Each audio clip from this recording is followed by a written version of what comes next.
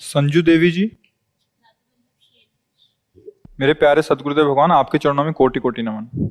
गुरुदेव, आज ही के दिन आपने अपनी हेतु कृपा से 2 साल पहले अपने परिकर में शामिल किया था।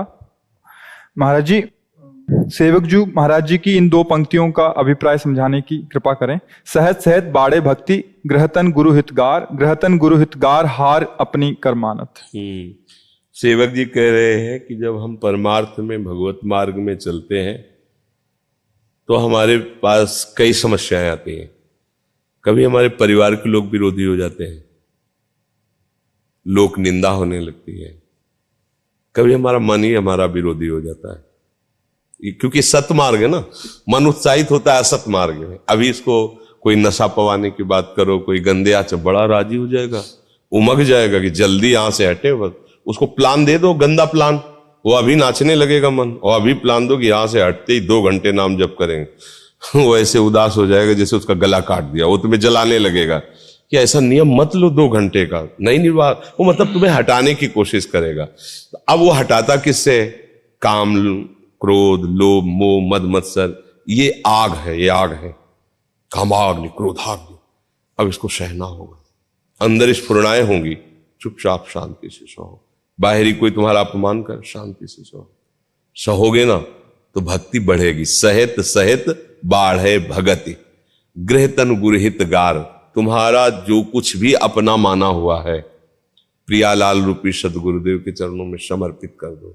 समर्पित का मतलब कि ये मेरा कुछ नहीं है, मेरे प्रभु का है। जैसे नाथ सकल संपदा तुम्हारी और मैं सेवक समेत सुतनार। समर्पण का मतलब ये नहीं होता कि यार चलो गुरु जी चलो वहां रजिस्ट्रार के सामने हम सब लिखे दे रहे हैं। समर्पण का मतलब वास्तविक बात समझ जाना। जब तुम पैदा नहीं हुए थे तब भी ये किसी की संपत्ति थी, और जब तुम मर जाओगे तब भी ये किसी की होगी। तो बीच में तुम्हें प्रयोग के लिए मिली है, ये प्रभु की संपत्ति है। पहले से सब अपनी अपनी करके मर गए, लेकिन है किसी की नहीं, प्रभु की है। तो इस संपत्ति को प्रभु का मान करके अपने तन मन को प्रभु के चरणों में समर्पित करके कैसे करोगे? तो बोले गुरु की कृपा से। गुरु की बात समझ लो, गुरु के आदेश का पालन करो, गुरु के द्वारा दी हुई उपासना में, तो बोले तुम्हारे हृदय में प्रेम भक्ति बढ़ जाएगी। ये हमारा जीवन गुरुदेव की आज्ञा पर चल रहा है। ऐसा भाव जिस उपासक के है वो लक्ष्य को प्राप्त कर लेता है। सहत सहत बाढ़े भगति, गृहतन गुरु हित गार। अब हमारा सब आदेश हम बिके हुए से हैं, हमें गुरुदेव ने खरीद लिया है। अब जैसी आज्ञा करेंगे हम वैसा चलेंगे। हो गया। स्वार्थ सकल, सेवक जी महाराज, स्वार्थ सकल तज, गुरु चरणन भज, गुण नाम सुनि कथि, संतन सो संग करी। ये काल ब्याल मुख पर्यो, कफ पित्त बात भर्यो, भ्रम्यो कत अनन्य कहे कीजिए लाज धरे। अब ये जो शास्त्र आज्ञा करता है, पाखंड इसी का दुरुपयोग कर देता है। जैसे सच्चा संत नहीं ना, तो बात तो यही है, अब इसी बात को यूज कर लिया। वो बोले गुरुदेव मैं आपके चरणों में समर्पित हूं, कोई भी। अब हम उस पदवी का आदर नहीं कर पाए जो पदवी सामने से मिली, और हम इन वचनों को सुना के सर्वस्व समर्पित हो, तन मन प्राण समर्पित। और समर्पण का मतलब ना उनको पता है ना उनको पता है। अब दोनों गलत कर बैठे तो दोनों नरक गए है। दोनों को नरक मिलेगा, गुरु और शिष्य दोनों को।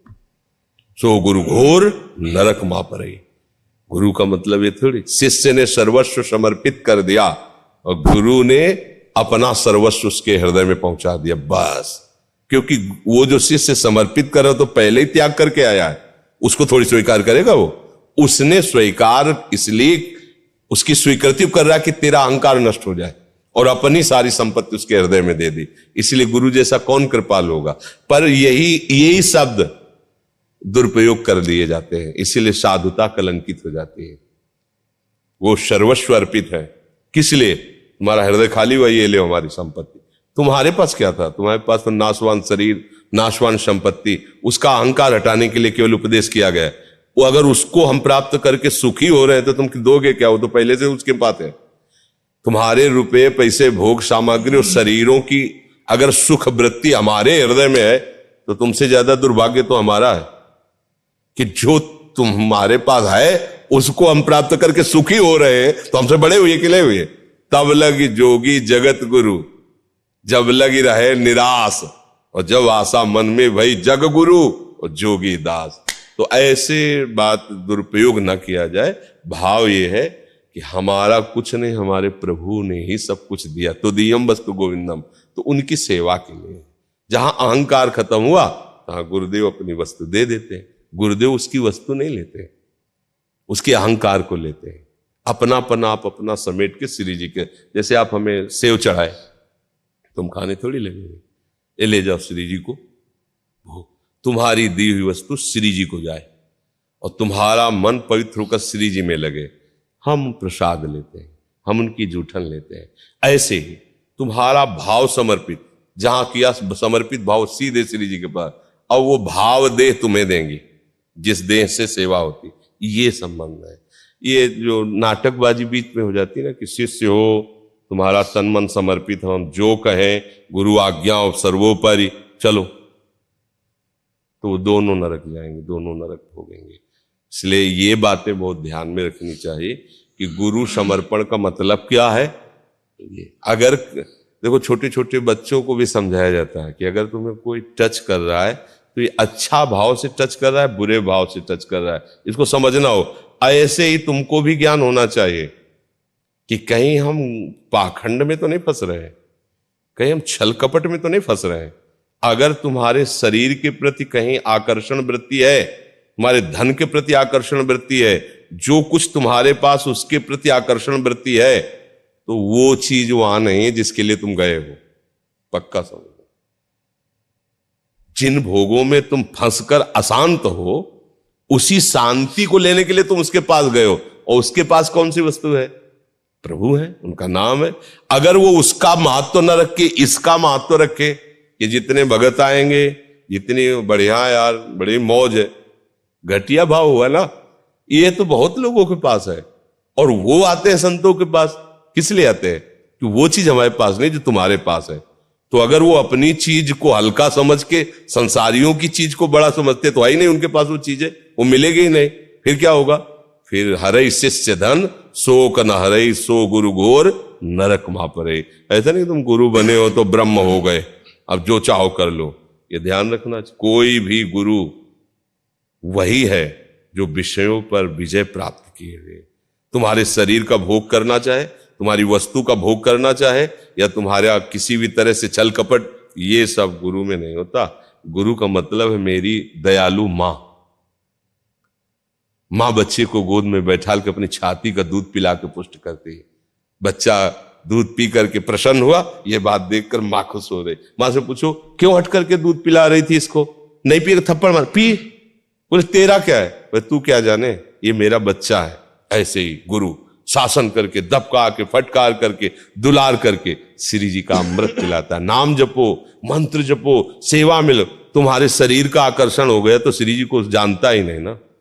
सूर्य को देखने वाले को जुगनू फिर नहीं दिखाई देती। आप देखो, ऐसे सूर्य देखो, फिर जुगनू देखो तो नजर ही नहीं आएगी। यहाँ कितना भी बड़ा रूप हो, चाहे किसी गंधर्व का, किसी अप्सरा का, हमारी श्री जी के सामने जुगनू ही तो है ना।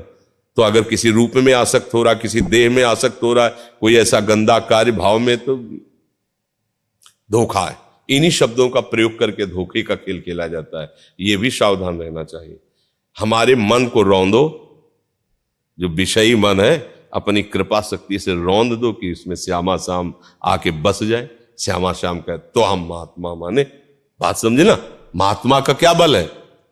समर्पित मन को मार करके उसे राधा नाम का अमृत डाल करके भगवान के योग्य बना दिया, प्रभु की लीला के योग्य बना, पर समर्पित, जो आज्ञा जैसे। तो देखो संतों का चमत्कार फिर नजर आएगा।